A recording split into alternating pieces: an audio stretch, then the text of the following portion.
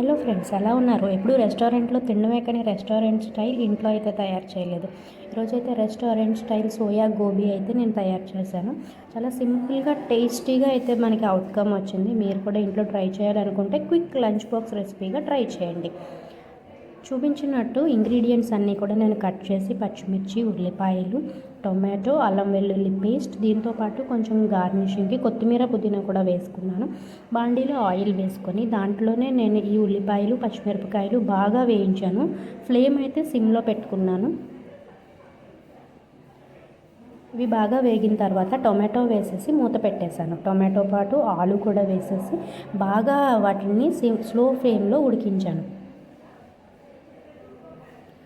ఉడికించిన తర్వాత దాంట్లోనే నేనైతే ఆల్రెడీ హాఫ్ బాయిల్ చేసుకుని పసుపు, ఉప్పు వేసుకొని హాఫ్ బాయిల్ చేసుకున్న గోబీ ప్లస్ సోయా చంక్స్ని అయితే వేసేసి ఉప్పు, కారం, పసుపు వేసేసి దాంతోపాటు అల్లం వెల్లుల్లి పేస్ట్ కూడా జోడించి ఫ్రై చేసేసాను.